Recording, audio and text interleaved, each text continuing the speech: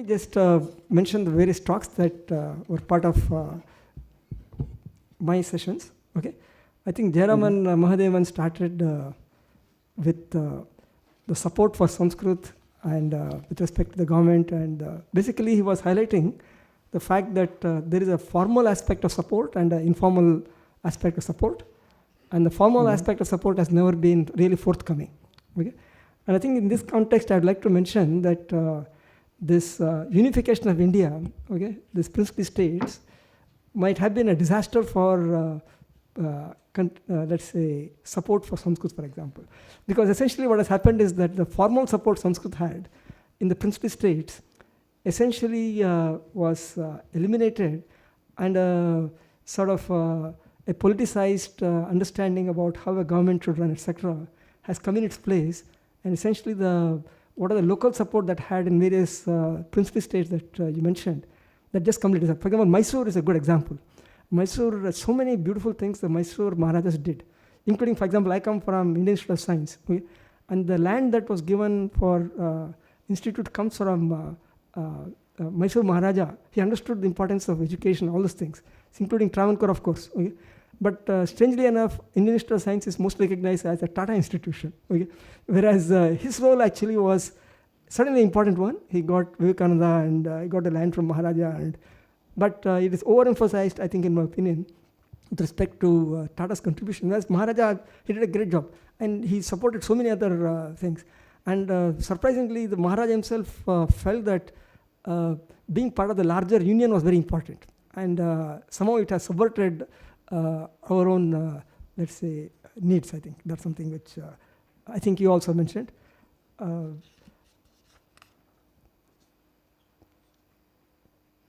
And the other thing which I just wanted to mention with respect to your talk was that I think I already asked the question.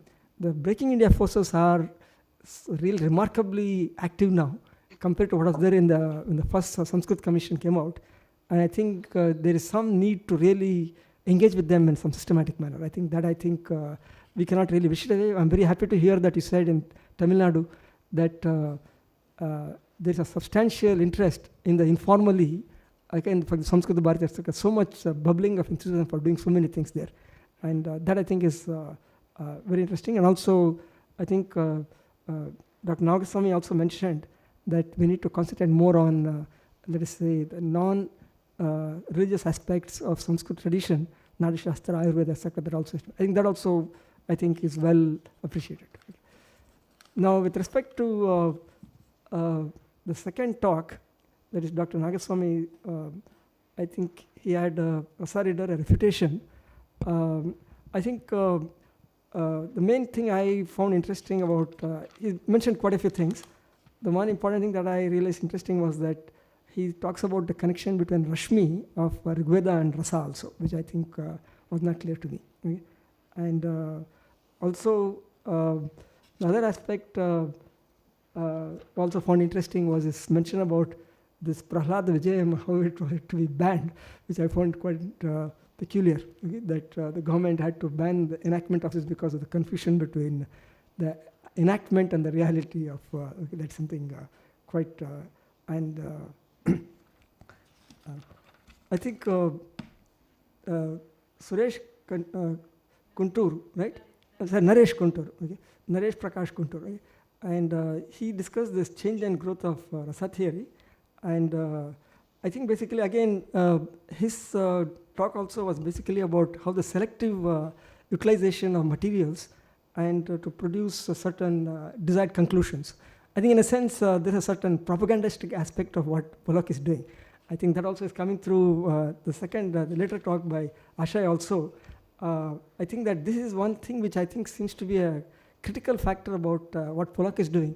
He has certain perspectives, and he's willing to essentially ignore a large body of mass which talks about something else. He sort of nods in that direction but moves on to his main agenda. I think that seems to be more or less clear, and I think we cannot really fight this battle unless we realize this central aspect of what he's trying to do. And I think that is something which is keeping on repeatedly coming through both the talks, and I found Ashay's discussion also quite illuminating in this perspective, in this manner. And also, there was another question that came up. I think Rajiv actually asked this question about this mirror neurons and the innateness of Rasa, for example. I think there's an interesting connection there. Like, for example, Chomsky talks the innateness of language.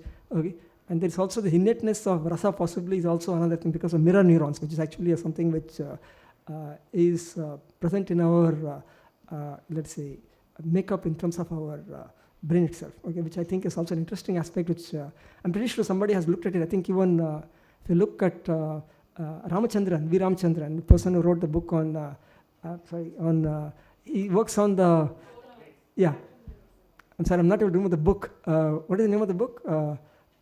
He's at, Phantom lenses, okay, where this aspect of mirror neurons etc. seems to be a central aspect of some of the phenomenon, and Rasa theory is, I think, basically it's essentially a simulation, Vanga, okay, and that aspect, and there could be a lot of interesting deeper analysis with respect to neuroscientific correlates.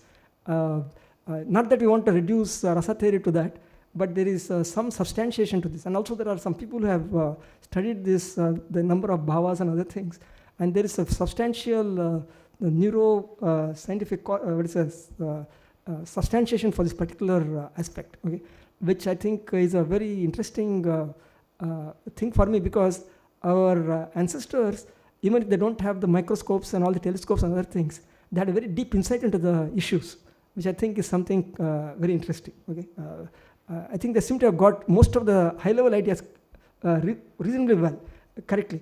You also mentioned about Abhida Shakti, and these are very interesting ideas, denotative aspects, suggestive aspects.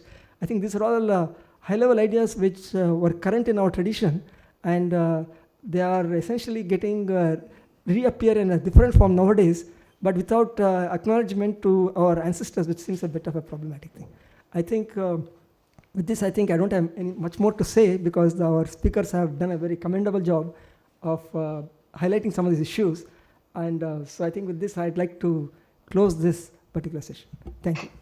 To help me, you can do two things. You can go to the subscribe button on my YouTube and subscribe. We need more subscribers there. Secondly, I get lots of emails on people saying, how do we donate? How can we help you?